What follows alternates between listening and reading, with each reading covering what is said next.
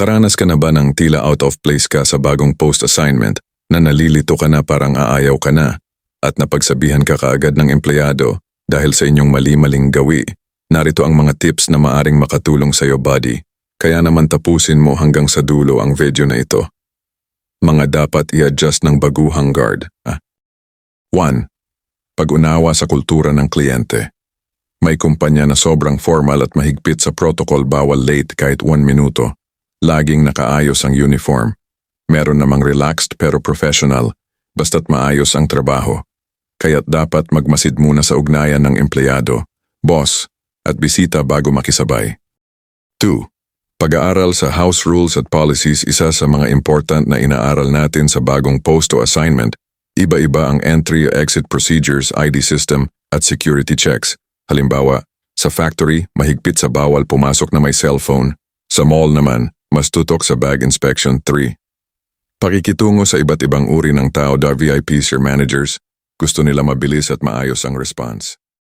Regular employees, asahan ang pakikibarkada, pero kailangan pa rin ng professionalism at alam natin ang boundary or limitation.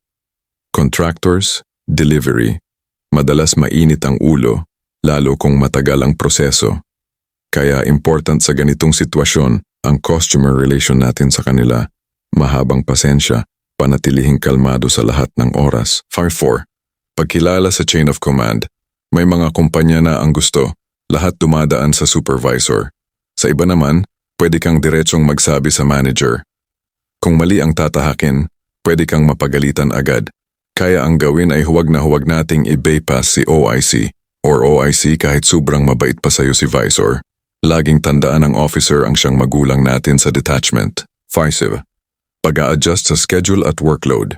May assignment na laging 12 hours duty at may shifting.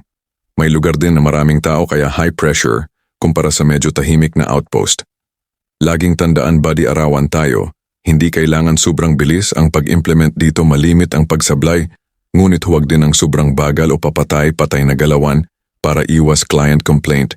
Summary tips, kahit sobrang workload, be sure na % focus sa ginagawa.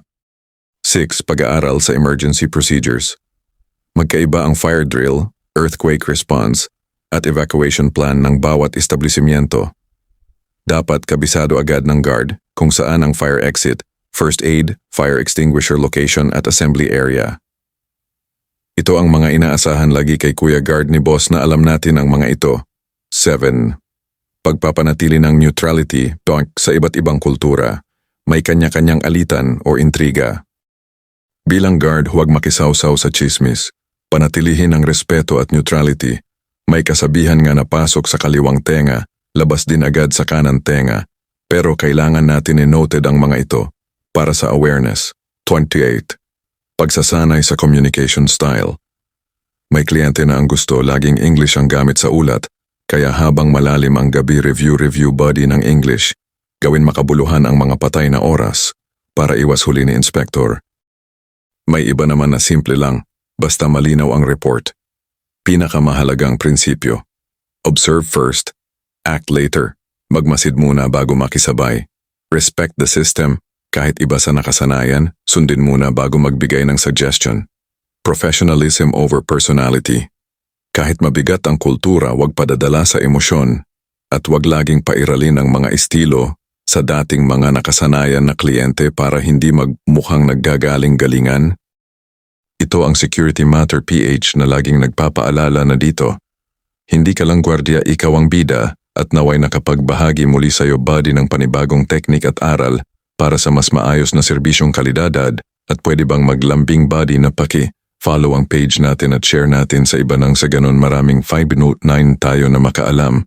Maari kang mag-comment para sa nais mong pag-usapan topic or karanasan mo na may kaugnayan sa topic. Tanggumuch mga ka-5-9 ka-buddy sa panonood.